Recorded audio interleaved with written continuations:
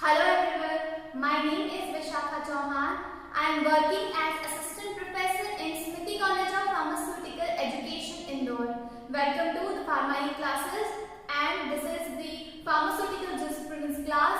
The topic which is going on is Intellectual Property Rights, which is IPR.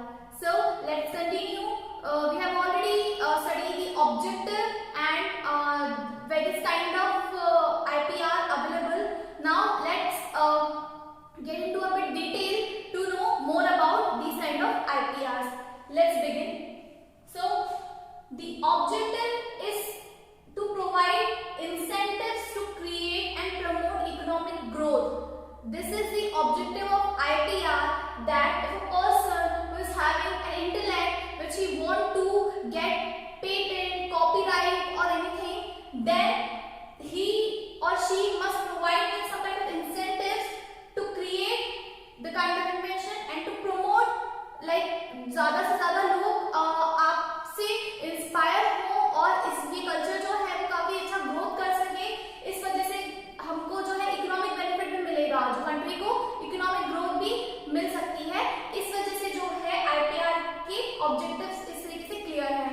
So let's begin from your intellectual property. सबसे पहले समझते हैं कि intellectual property किन चीजों को कहा गया है। इनको दो पार्ट्स में डिवाइड किया है। The first is industrial property and second is copyright and related things. What is industrial property? Industrial property can be a patent, like a design patent, a process patent, a formulation patent, or any trademark, a logo or a design which will like particularly for your company only, for your firm only, जो आपके नाम से जाना जाएगा या जिसके symbol के design की वजह से आपकी फर्म पहचानी जाएगी। इस तरीके के कुछ इनोवेटिव ट्रेडमार्क, लोगो डिजाइन वगैरह होते हैं, या फिर कुछ इंडस्ट्रियल डिजाइन। हमने इंडस्ट्रियल डिजाइन में देखा था कि बहुत सारे कॉम्बिनेशंस को यूज करके अगर हम कुछ ऐसा क्रिएट करते हैं जो इनोवेटिव हो, स्पेसिफिक हो आपकी इंडस्ट्री के लिए, या फिर अगर आप उसे लॉन्ग टर्म पर एज ए कंबाइन यूज करना चाहें तो आप उस तरीके से पेटेंट यहाँ पर या फिर उस तरीके का आप इंडस्ट्रियल जो भी आप लेना चाहे वो ले सकते हैं। देन द ज्योग्राफिकल इंडिकेशन, हमने देखा था ज्योग्राफिकल इंडिकेशन वो चीजें होती हैं जो एक पर्टिकुलर एरिया की बहुत ही नोन या बहुत ही फेमस चीजें जो होती है वो उस एरिया को भी उसी तरीके से फेमस कर देती है अगर हम उसके नाम या उसके किसी भी साइन सिंबल को यूज करके ज्योग्राफिकल इंडिकेशन में तब्दील कर दें। सो अगर कोई ऐसी चीज है जो आपके एरिया को स्पेसिफिक कर सके या फिर उसे प्रमोट कर सके on the basis of that particularity, so you can get a geographical indication for that. And now copyright and related things. What are these? Copyright. These covers the literary work and the artistic work. तो literary work की example है, suppose you have written something novel in form of a poem or a novel or some plays. तो ये आपकी novelty है related to the literature and films, music. If you have discover different music or some tone which is not available before, so उस पर भी आपको copyright मिल सकता है। फिर जो स्क्रिप्ट्स होती हैं जो उनकी ओरिजिनलिटी को जज करने के बाद उस पर जो है आपको कॉपीराइट मिलता है। उससे ये पता चलता है कि ओरिजिनली सिर्फ आप क्लेम कर सकते हैं कि ये स्टोरी जो है आपका राइट है और आप ही इसे यूज करके जो है आगे उस पर सिनेमेटोग्राफी क्रिएट कर सकते हैं। देन आर्टिस्टिक वर्क्स में कोई पेंटिंग, फोटोग्राफी और स्कल्पचर्स, ये जो क्रिएशंस हैं वो आपके आर्टिस्टिक वर्क पे आपको कॉपीराइट दिलाएगी कि वो सिर्फ आपका है और किसी और को उसे यूज करने से पहले आपकी परमिशन लेनी पड़ती है। So this is the basic कि हमने देखा कि इंटेलेक्चुअल प्रॉपर्टी दो तरीके की होती है। इंटेलेक्चुअल प्रॉपर्टी में सबसे पहले आता है industrial property and copyright and related things. Copyright and related things में हमने देखा literary work and artistic work, and industrial property में हमने देखा patent, trademark, industrial designs and geographical indications. Now मैं आपको कंटिन्यू करूंगी थोड़ा डिटेल में। एक पहला टॉपिक जो हम स्टार्ट करने वाले हैं दैट इज पेटेंट। कैसे पेटेंट मिलता है, क्या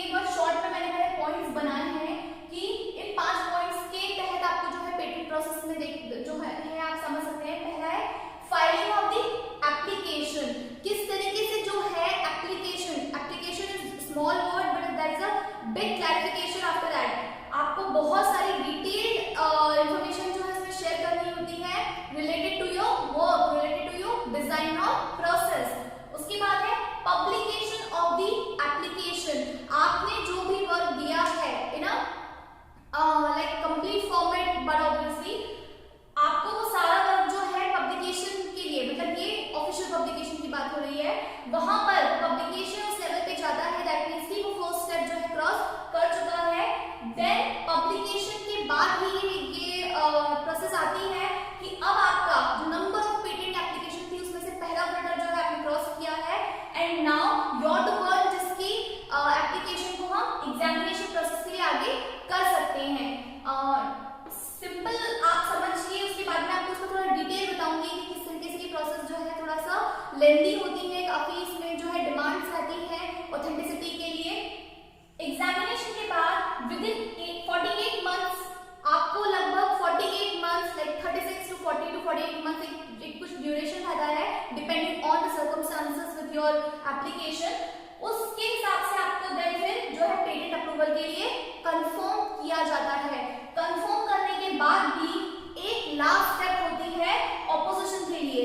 जब ये चीजें पब्लिश होके बाहर कॉमन प्लेटफॉर्म पे आती हैं, लाइक थोड़ा सा पब्लिक डोमेन में उतरती हैं, at that time with in 12 months अगर ऑपोजिशन आता है तो आपकी जो है ऑपोजिशन से क्लैरिफिकेशन होती है पहले, and if the opposition's claim is right, then आपका ये कैंसिल हो सकता है। But if the opposition's claims is not that suitable, अगर उसका क्लेम जस्टिफाई नहीं हो पाता है तो फिर आपको जो है फाइनल कंट्रोलर की तरफ से पेटेंट जो है मिल जाता है। Otherwise controller is the only person जो कि रिजेक्ट भी कर सकता है।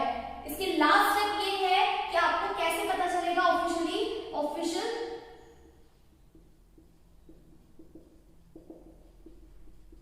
गैजेट में। यहां पर आ जाने के बाद it is now authentically confirmed that for the particular application you have filed for, you are getting a patent, you are getting an approval from the government.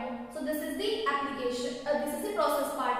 The application, publication of application, then examination के बाद the confirmation of the grant of patent, opposition part if any, and then finally the decision of the controller, and official gazette में आ जाने के बाद your patent is granted.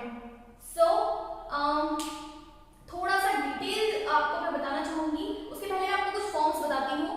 Forms जैसे हम यहाँ से फाइलिंग ऑफ एप्लीकेशन स्टार्ट करते हैं तो यहाँ से हमें कुछ फॉर्म की जरूरत पड़ती है। सबसे पहले the document to be submitted at the time of filing the patent. So first है form number 1। Form number 1 is the application of the grant of patent. The basic details जो भी आपने उसमें डिजाइन चेंज करी है, अगर आपने उसमें कुछ प्रोसेस या फॉर्मुलेशन के बारे में बताया है तो उसका अच्छा लेंथी वर्जन आपको जो है उसमें डिस्क्राइब करना होता है। देन फॉर्म नंबर 2 प्रोविजनल और कंप्लीट स्पेसिफिकेशन। स्पेसिफिकेशन में प्रूफ ज्यादा होने चाहिए। जितने ऑथेंटिक और सही प्रूफ आप उसमें ऐड ऑन करते हैं उतना आसान हो जाता है आपकी एप्लीकेशन को आगे बढ़ाने में। Form number 3 is a statement and undertaken by the applicant. Is this a confirmation that what you are claiming for is authentic or not is confirmed by you only. Form number 5 declaration to inventorship. It is a final declaration for the inventorship you are asking for.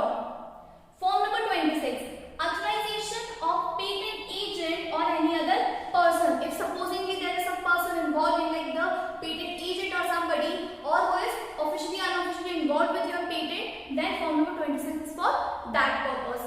So form number 1, 2, 3, 5 and 26 were required for the grant of the patent. Likewise, what is your call for the kind of patent you are applying for, उस according कुछ minute changes इसमें होते हैं। Otherwise ये जो है forms आपके application के साथ जो है भरे जाते हैं, वहां पर सबमिट किए जाते हैं ऑफिस में कंट्रोलर के पास। देन पहले प्रोसेस में हमने देख लिया कि कुछ फॉर्म्स भी हमें ऐड ऑन करने पड़ते हैं। देन पब्लिकेशन यानी कि ऑफिशियली प्लेटफॉर्म पे आ जाना एंड पहले स्टेप का कंफर्म हो जाना। Then the important one examination. यहाँ पर पता चलेगा कि डिजाइन में, प्रोसेस में, फॉर्मूला में कितनी नोवेल्टी है या कितनी ऑथेंटिसिटी है। So for the examination, the time duration is approx within 36 months. मतलब आपको 36 months के within जो है ये प्रोसेस करवा लेनी चाहिए।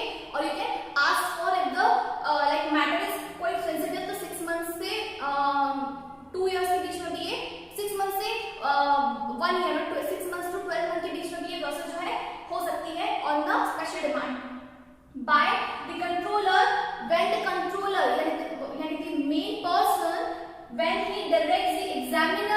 then only the examiner is going to examine your form. After the examination, the report you will be get approx in 1 month duration if your application is approved. अगर approve हो जाती है तो 1 महीने में जो है उसका रिपोर्ट आपको पॉजिटिव मिल जाता है. In case of any consequences, अगर एप्लीकेशन में कोई प्रॉब्लम आती है, like this specification is not clear, the like application जो डिमांड कर रही है वैसा आपका जो है ऑब्जेक्टिव या जो आपका डिक्लेरेशन पार्ट है जहां पर आपने स्पेसिफिकेशन या क्लेम पॉइंट्स दिए हैं, what are you claiming for, you have to justify that. अगर जस्टिफिकेशन प्रॉपर नहीं है तो जो है वहां पर प्रोसेस को रोक दिया जाता है. सो इन केस ऑफ कॉन्सिक्वेंसेस आपको इन्फॉर्म किया जाता है, या तो आप एक अपॉर्चुनिटी आपको दी जाती है कि या तो आप उन्हें क्लियर करें, उसका स्पेसिफिकेशन क्लियर करें, उसके क्लेम पॉइंट जो है उसको स्ट्रॉन्ग करें, otherwise the examiner along with the head, that is the controller, they can reject your application here only. Then opposition part, कि आपको यहाँ से एग्जामिन करके इतना तो कंफर्म हो गया कि now the last part is of the opposition. Opposition handle करता है opposition board. Opposition board deal in case of any opposition claims any kind of points. अगर कोई points उठाते हैं कि ये चीज यहाँ से नहीं है या ये चीज ऑथेंटिक नहीं है, किसी और की है, कोई भी ऐसी डिस्कवरी जिसको हमने मिसयूज करके या रीअरेंज करके जो है पेश करने की कोशिश करी है, किसी भी तरीके के क्लेम पॉइंट्स अगर ऑपोजिशन से आते हैं, देन फिर ऑपोजिशन बोर्ड उसे हैंडल करता है. क्लियर हो जाने के बाद ही आपको जो है पेटेंट ग्रांट होता है. अदरवाइज जब तक ये ऑपोजिशन आपके सर्कमस्टेंसेस में चलते रहते हैं तब तक जो है आपका एप्लीकेशन होल्ड पर रख दिया जाता है और उसके क्लियर के बिना आपको पेटेंट नहीं मिल सकता. Then once the opposition dissolves, the patent is granted. It is officially given as announcement in the official gazette. जैसे ही ये सारे मैटर डिसॉल्व हो जाते हैं and you came out as like positive, though in that case आपको जो है official gazette में अपने approval का वेट करना होता है, and after that you will be fined with the confirmation that आपको patent grant हो चुका है. The next and the last thing, कौन सी ऐसी चीजें हैं जिन्हें पेटेंट नहीं किया जा सकता या जो चीजें आपको एज अ पेटेंट अवेलेबल नहीं हो सकती. Let's begin with the very first point. If the things are obvious natural law related. मैंने पहले ही कहा था आपको पेटेंट की डेफिनेशन बता रहे हैं कि कोई भी नेचुरल लॉ रिलेटेड चीज है, कोई भी बहुत ऑब्वियस चीज है, obvious design, obvious process which is already exist, उन चीजों पे आप क्लेम नहीं कर सकते कि आपको पेटेंट दिया जाए. If scientific theory were there or mathematical methods were there, you cannot claim to grant patent on that. A rearrangement or duplication of any design, you cannot just rearrange or just fumble the design or any kind of duplication with the design or process और उस पे आप ये claim नहीं कर सकते कि आपको patent मिले. Any process for the medical, surgical, curative, prophylactic, diagnostic, therapeutic और treatment of human being. अगर ऐसी कोई चीज है which is related to these like medical or surgical procedures, curative और treatment procedures, तो इन चीजों पे आपको पेटेंट नहीं मिल सकता. Then invention related to atomic energy, you cannot ask for the patent which is related to energy, so ये आपको नहीं मिल सकता.